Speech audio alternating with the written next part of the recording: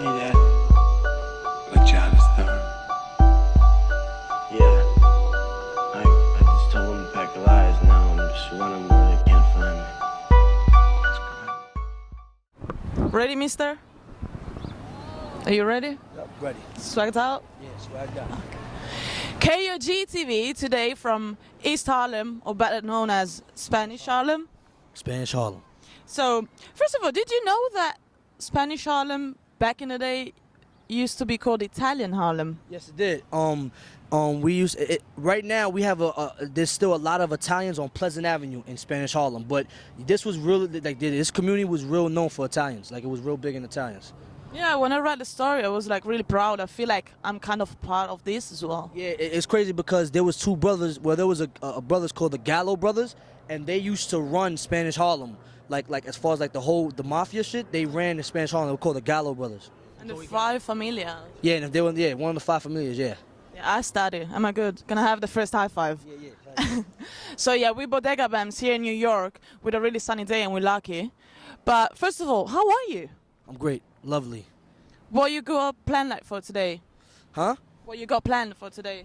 We got a long day, man. We got after this, we got a photo shoot. Then after that, I got rehearsal for a show I'm coming up with, and yeah, it's a long day, man. Day and night. KOGtv. Question. You have answered to that one so many times, but what does Bodega BAMZ means? Why you chose that name? Because we know like bodega means like shop, and it's the shop in the corner in Spanish. But why you chose Bodega BAMZ as a name? I mean, a bodega in the hood is a very intricate part of the hood. Like, it's very important. The corner store, the corner stores are called bodegas, and it's just so important in the hood. So that's, like, another reason why I named myself Bodega. And on top of that, bodega, you have everything you need in a bodega, you know what I'm saying? And as far as my music go, I got everything you need as far as the music go. Like, whatever you want, I can deliver. Same thing like in the bodega, so I put them together. And BAMZ is an acronym for by any means, and I got that from Malcolm X. Okay. So we're gonna see you maybe rapping on some salsa beats? Oh yeah, I've been done that. I did that like 5 years ago. Oh really? Yeah, I've been on it. Okay. That would be nice. So you half Puerto Rican and half Dominican. Do you feel more from one cut to another, or it's like you felt like you both of them and you rapping even like in your music both parts of it? I definitely feel like I'm more like I've been to the Dominican Republic more than I ever been to Puerto Rico. Like, me and my brother and my sister used to go to the Dominican Republic every single year when we was kids. So I'm more in tune with my Dominican side, even though I have more family, Puerto Rican family in the United States. Like, I have no Dominican family in the United States. All my Puerto Rican family is here, and all my Dominican family is in DR. So, but I never been to Puerto Rico. You know what I'm saying? I've always went to DR every single year. So I feel like I'm more in tune with the DR side. That's why I rep both. You know what I'm saying? Like, I know not to get it confused. Like, I rep PR and DR because I don't want to leave nobody out. Sure, that's fair enough. We know that, like, music-wise, especially like here in East Harlem, or in New York, is where salsa was born, including from merengue to bomba and all that kind of dances as well.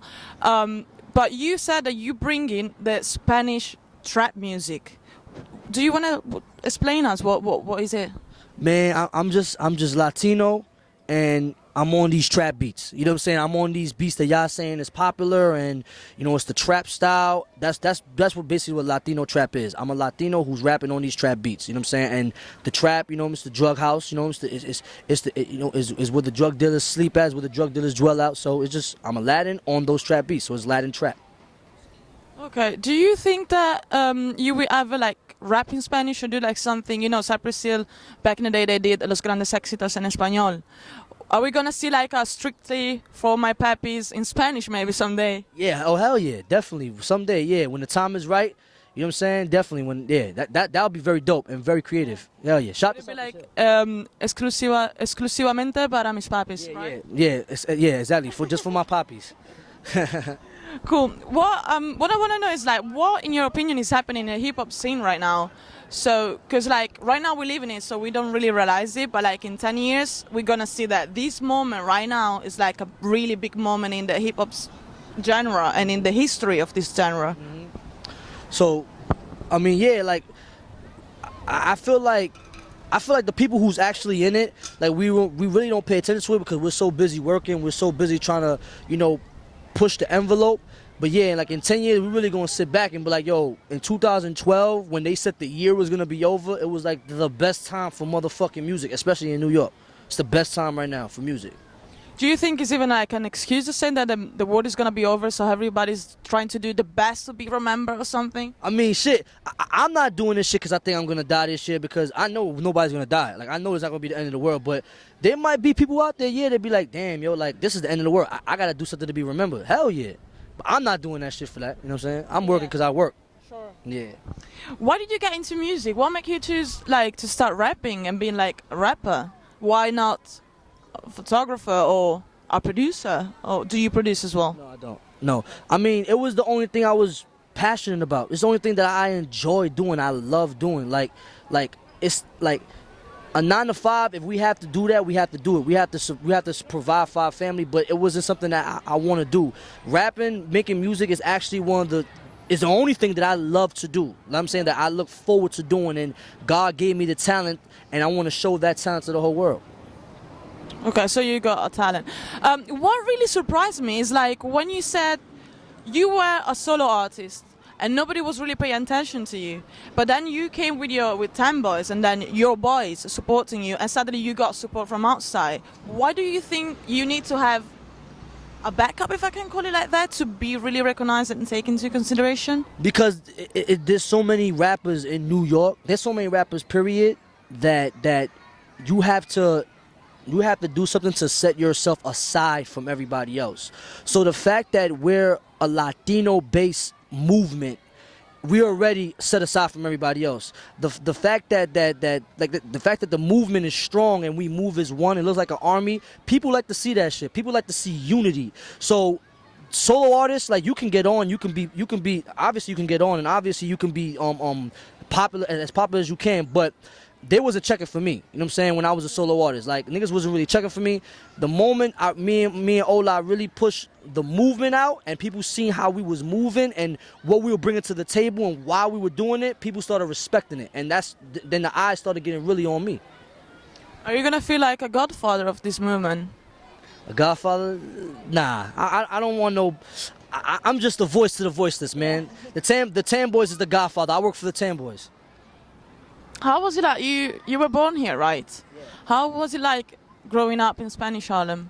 It was unbelievable. I love it. You know what I'm saying? When I moved out the hood, I want to move back in here. You know what I'm saying? It's just, to me, like you know, it's an awesome place to live. Like the culture is rich. You know what I'm saying? Like, you know, like the faces, huh?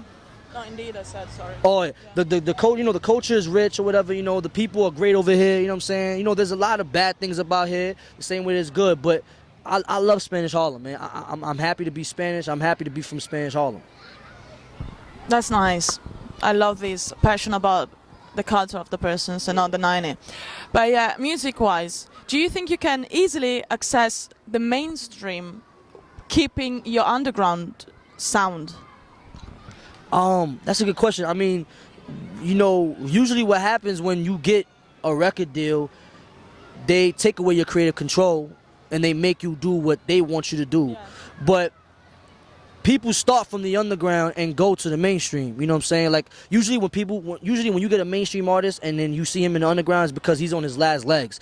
Usually you have to start from the bottom, which is the underground, and you rise from the top. So all I know is that, you know, when them labels calling, them labels is coming and kicking down the door, you know, fuck the fame, just give me money and make sure I have my creative control. I got a lot of heart with this bulldog, Davy Boy Smith, I call it, begging for a shot.